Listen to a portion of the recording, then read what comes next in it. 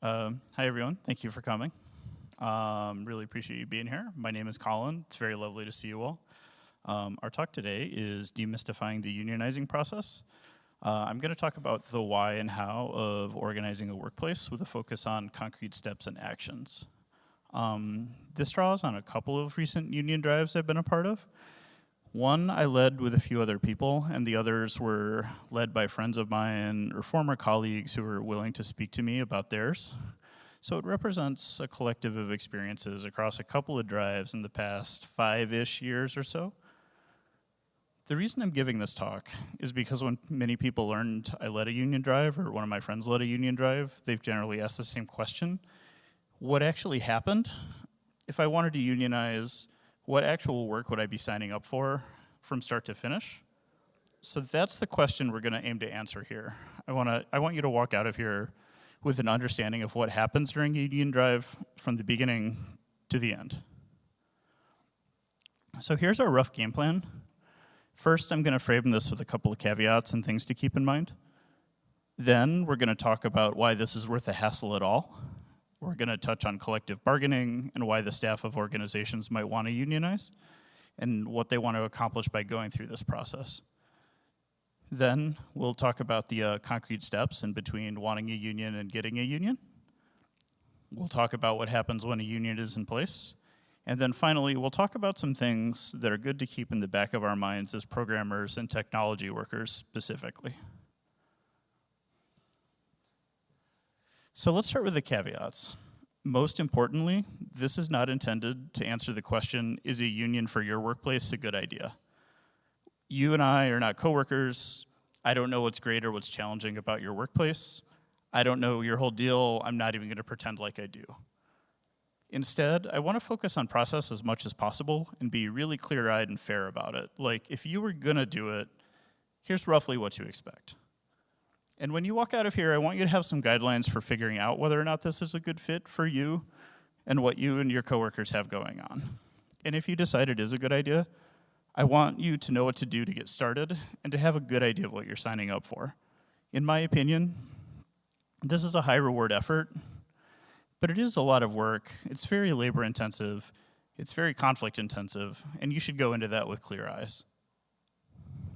I also want to note, except for my first job, every place in my career that I've ever worked has generally had a head count of under 1,000 humans, contractors included. There are conglomerate-sized places like, say, Activision Blizzard that are unionizing in some way, shape, or form. And I gotta say, I can't really speak to those experiences quite as well. I think some of the advice is still gonna translate, but it's harder to talk to 10,000 people about unionizing than it is to talk to 50 people. I think the playbook looks a lot different for the people who are unionizing, like an Amazon-sized organization, but I don't think it's so different that this talk is useless if you are at a larger organization. And speaking of, I also know that some larger technology organizations like Google have advisory unions among a minority of the staff, and those unions don't collectively bargain. I have exactly 0 experience with those, so I can't offer good insights into how all that works or what the benefits are. This talk mostly applies to good old-fashioned labor unions that are interested in getting a buy-in from a majority of workers at an organization to collectively bargain. And I also want to say that my perspective here is of staff and not management. I can't really speak to the management experience as much. Still, if you are a manager or a supervisor at an organization and want to know more about this process, I still think it's useful to know how this can go, and I think there's valuable information in here for you still. And finally, I want to say this. I'm not a lawyer, I'm not a professional union organizer, I am the averagest programmer in the world. This talk represents my best understanding of somebody who's been through this from the staff side. If you do it, you are gonna have a slightly different experience around the margins and possibly a much different experience. So please don't take this as a canonical set of benchmarks or a roadmap or anything. Treat it more like an abstraction. Unionization can look like this. But in specific instances, some of the details are going to be different, and that's going to depend a lot on your workplace. So with that, let's rumble. We are going to start by talking about why this is worth the effort in the first place. The concept at the core of unionizing is collective bargaining. Collective bargaining means that the staff of an organization can negotiate rules and guidelines of their employment as a group. Forming a union is how you do that negotiating over a contract and how you make it legally binding. Kinsey Durham Grace gave a ripper of a talk yesterday about supporting parents in tech. The starting point of that talk was employee resource groups of parents at GitHub, I believe, talking to each other and how that turned into childcare at work events. And that was all through employees organizing and asking. That was a really wonderful example of a company getting some pressure to do right by their staff and then willingly making changes with no collective bargaining needed. And this is kind of the flip side of that coin. If companies do not willingly make changes when pushed, then collective bargaining is a way to push much, much harder. So let's explore what this can mean in the concept of with the example of company handbooks. In a lot of workplaces, there are a team of managers and executive staff. There's a CEO, maybe an HR director, a chief of staff maybe. By and large, these people generally set the rules for how a workplace runs. Oftentimes, these rules are defined in something like a company handbook that management writes, although sometimes it's more informal than that. One thing that gets defined by management, for example, is compensation. The managers decide how much staff should get paid, how much paid time off they get, when and why raises happen, whether parental leave is a thing and who gets it, the dental plan. Another thing is when people need to actually be on the clock. When do you actually need to be at your desk? If you work a weekend, do you get comp time for that? Is it okay to work remotely? Could your boss end remote work just because they want to? Another thing, what happens if and when the company decides to lay people off? Putting aside how it should work in an ideal world, if a manager wanted to lay you off right now, what steps would they have to take? Would you get severance and health insurance for a few months? Or could they just say, see you later, good luck, sorry? Now, a lot of the time when these things aren't defined in the handbook, they're left to the discretion of management. And that means they can also be changed at any time. But even if they are written down, generally management will reserve the right to change the handbook when they want to without okaying it with the staff. In workplaces that don't collectively bargain, that don't have unions, you as an individual or a group can have some influence over much of this. Nothing is stopping you from asking for a raise or to work from Wyoming, but it's going to be management's call at the end of the day. And if you disagree with it, your options are to stay and ask again in a few months, or to leave the organization for greener pastures and better policies. Just checking real fast. The slides are up there, right? Okay, good. I can't, I'm a little behind the board, so I can't see anything. I appreciate that. So collective bargaining is an alternative to leaving these choices to the sole discretion of management. Collective bargaining through a union means that the staff collectively works out a contract with management defining these things together. A union negotiates that contract and can have it say stuff like, we should get a cost of living raise every year, we should be able to work remotely if we want, and we should get Monday off if we have to work on the weekend for some reason. And that contract is enforceable, and management can't just change it on the fly because they feel like it. So if I were going to sum it up, this is the main appeal of unionizing.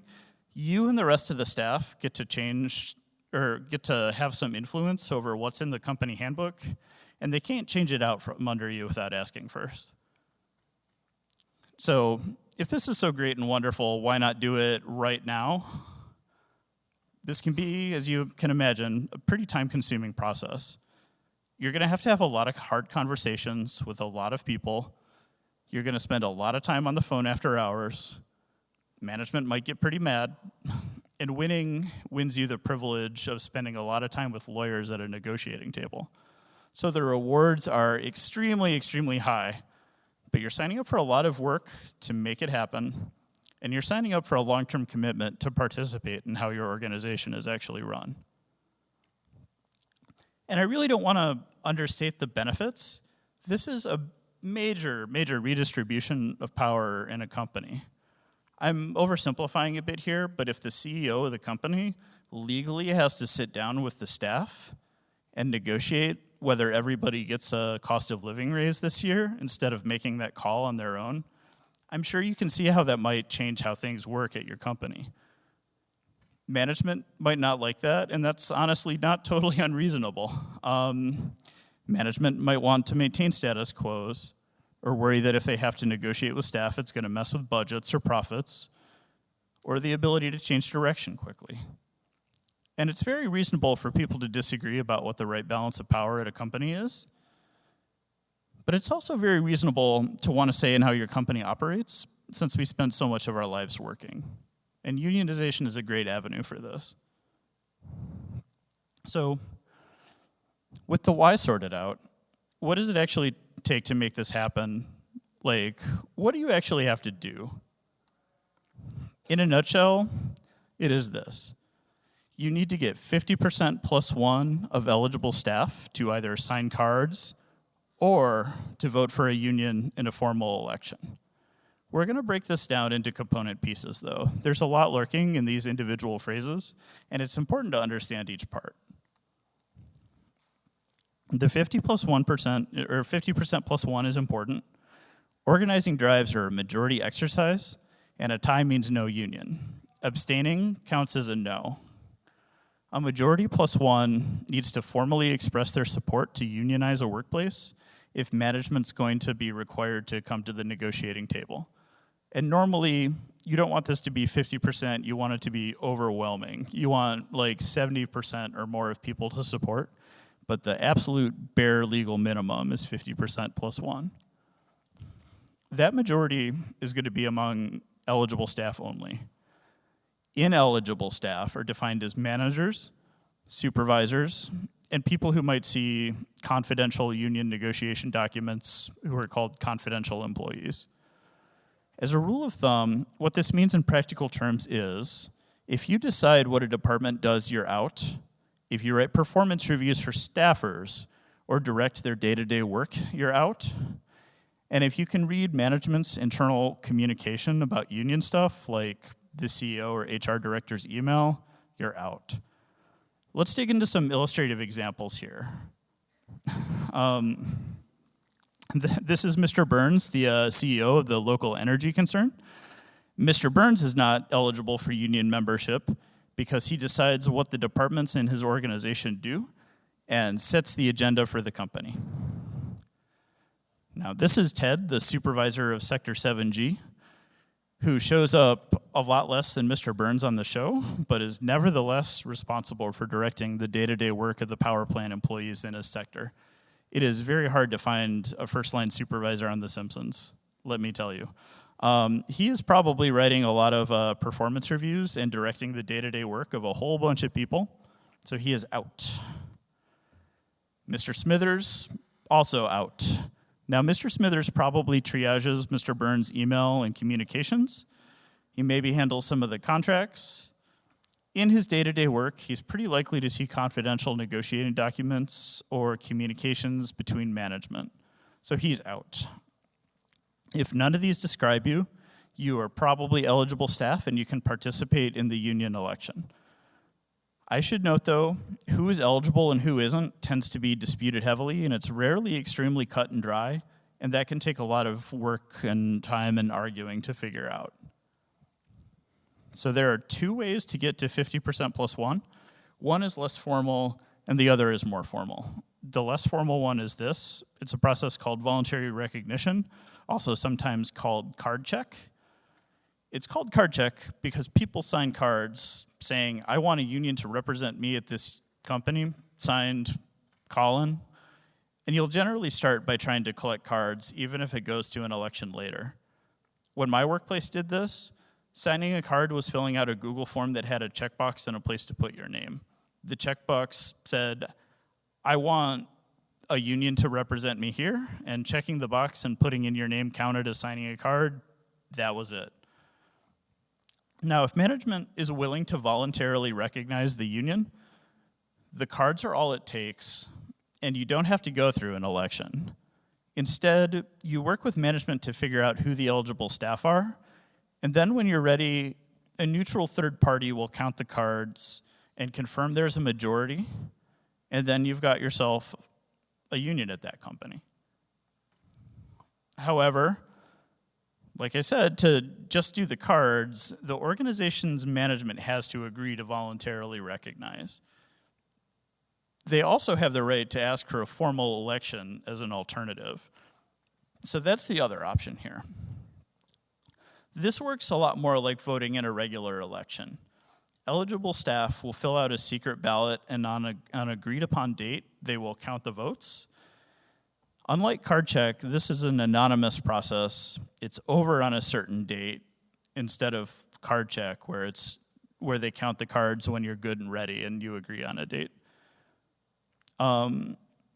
Organizations tend to do a formal election when they want to fight unions, although I don't think this is a hard and fast rule. And unlike card check, where everything gets handled in-house, here a government agency called the National Labor Relations Board gets involved and handles the particulars of running the election. So now the task before us is at hand. What do you do to get started? Step one is to start talking about it with trusted people at your workplace. You're trying here to build a core group of people who think a union is a good idea and who are willing to put in very serious work to make it happen. You need to do this because if you try and solo a union effort, you'll have a miserable, horrible time, and it won't work. Recall the word collective in collective bargaining. The most important thing about this small core group is that it needs to exist, but it's a bonus if it includes long-tenured and respected staffers at the organization, if it's diverse, if it includes staff across a wide range of teams. So ideally, it should not be all engineering or all operations or all customer relations, but a person or two from each of those teams. And ideally, a very well-respected and well-liked person from each of those teams. Assembling this core group of dedicated people is a great early test of whether there is wider support for a union. By which I mean, if you can't assemble this core team, it might be the wrong time for unionizing, and you might want to try again in 6 months. It is better to try again in 6 months than to try and fail. The second thing you're going to want to do is call in some professionals. Even if things go perfectly, unionization is still a long and complicated process, and if you don't have a dedicated pro on your team, you are going to have a much harder time.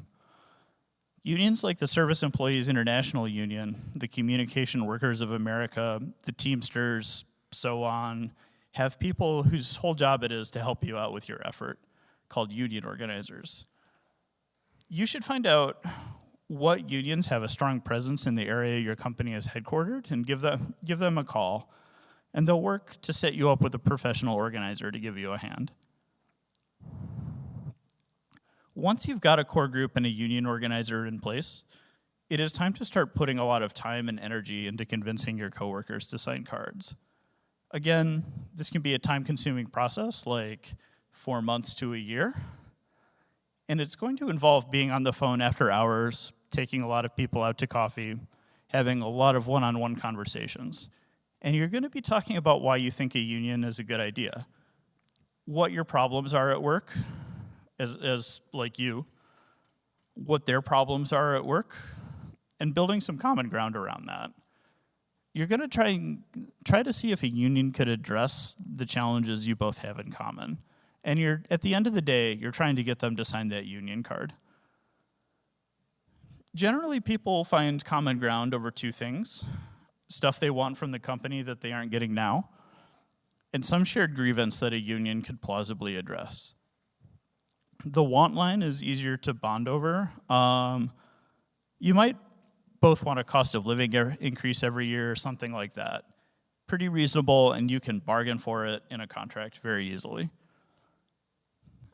But it's also good to talk about what they might find challenging at work. Maybe their department director keeps overworking staff and requires mandatory and regular weekend work and late night work on very short notice. Maybe you are really worried about layoffs. These are things that a union can help with and address. And the more widespread this concern is, the more the staff can build a common bond around it. It's pretty common for successful union drives to start with a strong foundation of being really, really mad at something that management did. And I should say, the more people you talk to, the better. Ideally, you have a conversation, or somebody has a conversation with every single staff person at your company who you think is union eligible. Remember, again, the word collective and collective bargaining. You, the staff, are making a decision together, and when more people are involved in that decision, the more powerful it is. This includes the people you think are annoying or the people who don't share your politics or opinions. They are part of the staff too. So I would note a few things here. The first, people are going to feel like they're taking a real risk talking about this stuff with you, and it's important to honor that and not take it personally if they won't play ball. Some people are not going to feel it because they don't feel the same pain as you, or they don't want to rock the boat, or they're afraid they're going to get fired. It is against the law to fire people for signing union cards or talking about a union at their workplace, but all the good that's going to do if management wants to really wild out and gets totally stupid. My point is that it's very reasonable to think this is kind of risky. The second thing, please remember that you're trying to rally around things that you can reasonably win and have high impact for a lot of people, and that don't make you look silly. You can negotiate pay raises and HR processes. You will look like a bit of a ding-dong if you try and sell people on a union so you can get like pony rides once a quarter or something like that. You should be very careful that the goals you're advocating for do not make you look like a goofball to your coworkers. Did anybody here read Uncanny Valley, the Anna Wiener book that came out like a year or two back? Seeing shaking heads, no. There's a part in there where a tech company is talking about unionizing, and the developers are listing their grievances. And one of them says, well, I don't really go into the gym, so I don't really use the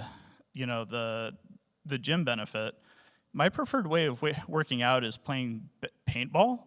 The gym benefit is not really helpful, and I think the company should let me use my gym benefit on paintball ammo. I'm sure this was terribly, terribly inconvenient for that person, but it's a rocky foundation to rally all the staff around. And similarly, you've got to keep your goals realistic.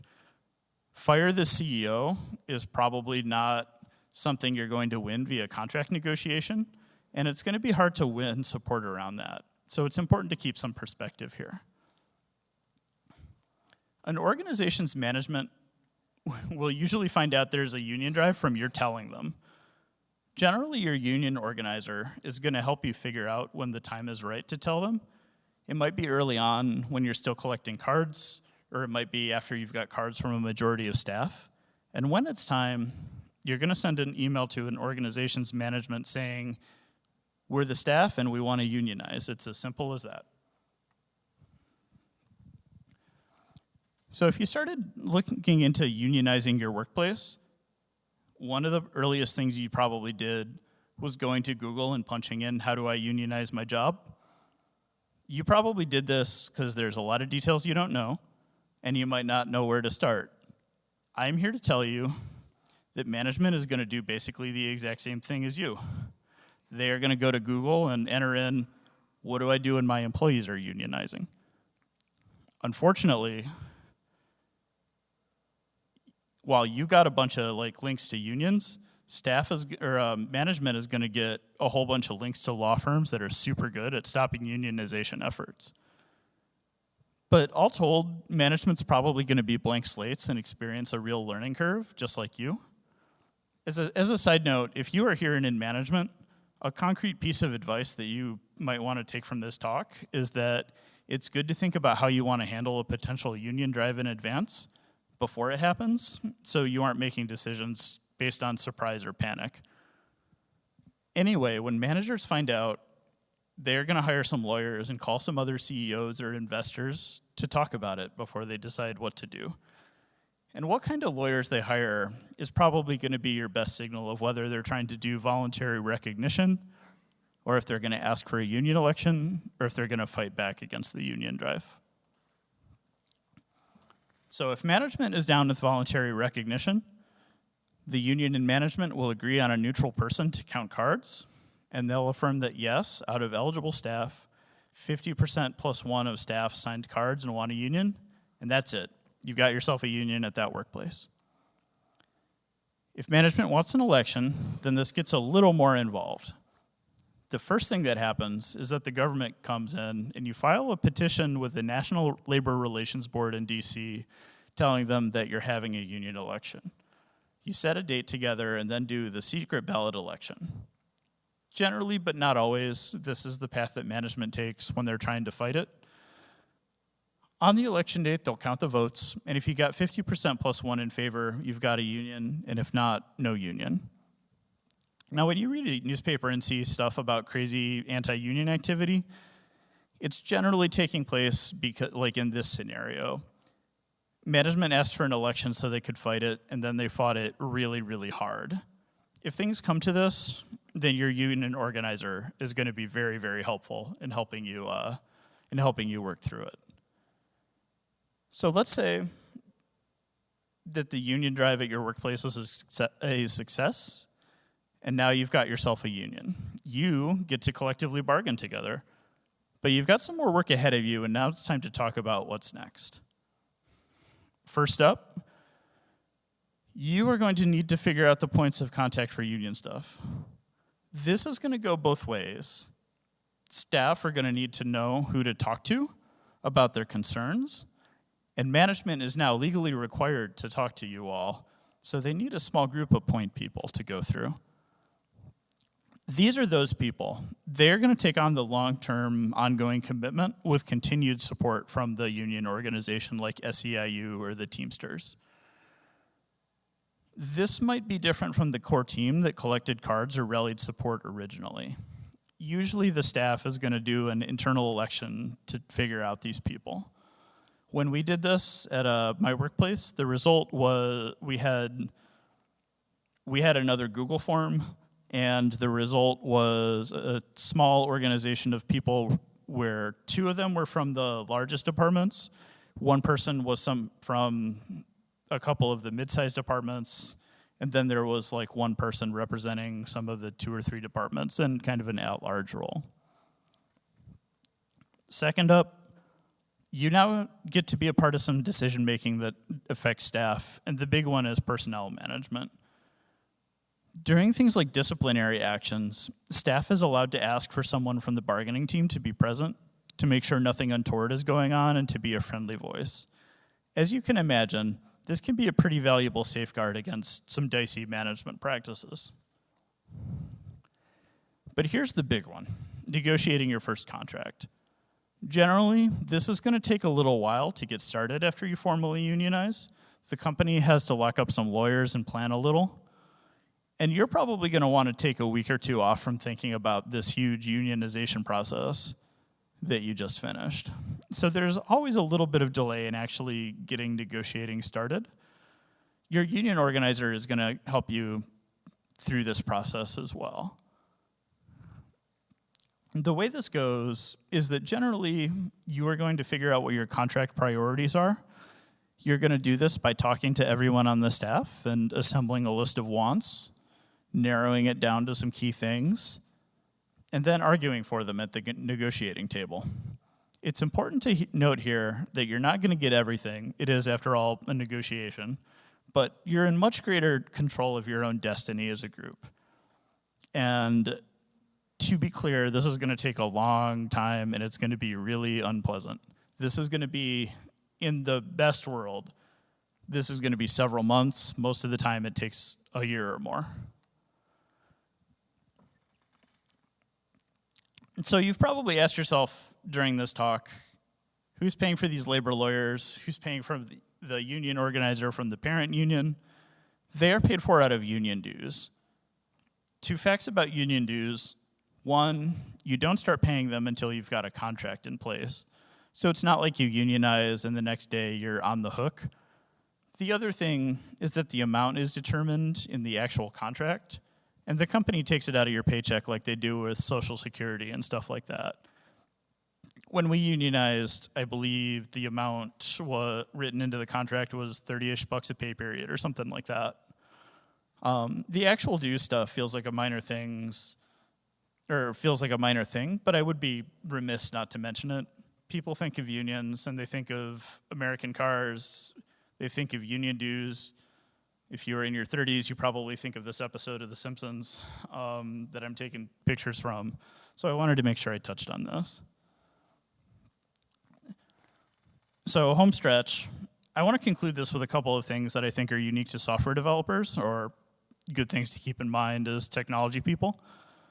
In 2019 at RubyConf, SANDI METZ gave this talk about programming as a profession called Lucky You. And it's about how programming has really handsomely compensated many of us and what our responsibilities and obligations are as a result.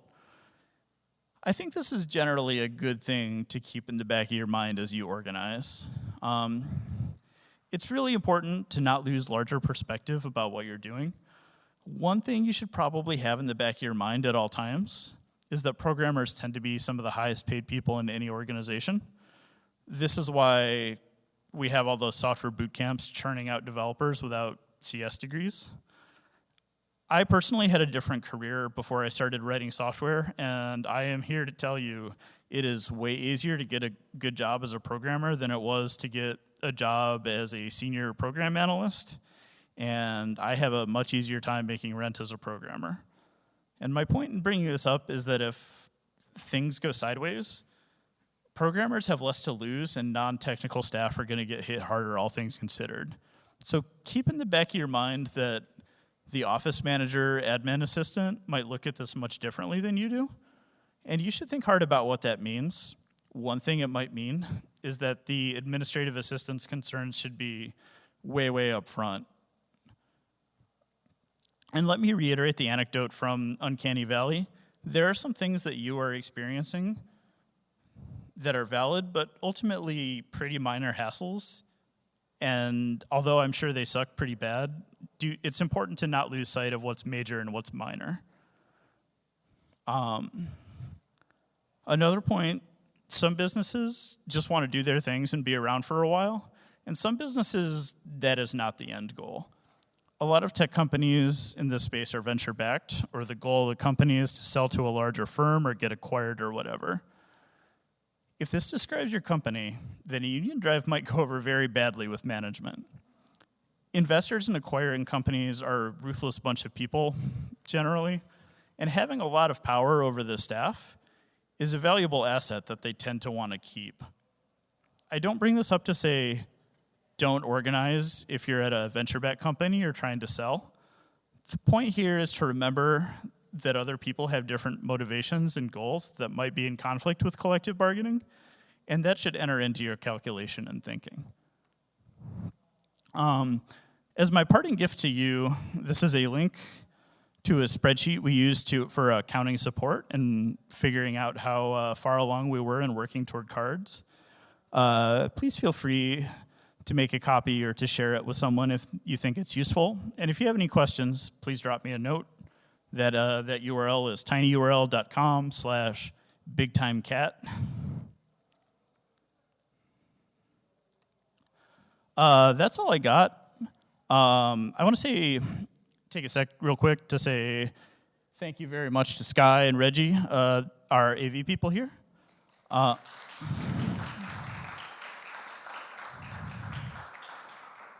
Really appreciate you both making this go off without a hitch and making me not look like an idiot up here, so I appreciate that. Since you sat through this long talk about unionization, please enjoy this picture of Olga, my cat. My contact information's up there. You should feel free to hit me up if you want. I don't think anybody wants to see me awkwardly stumble through questions on stage, but I'll be chilling out here for a minute if you want to talk about anything. Thank you all very much for coming.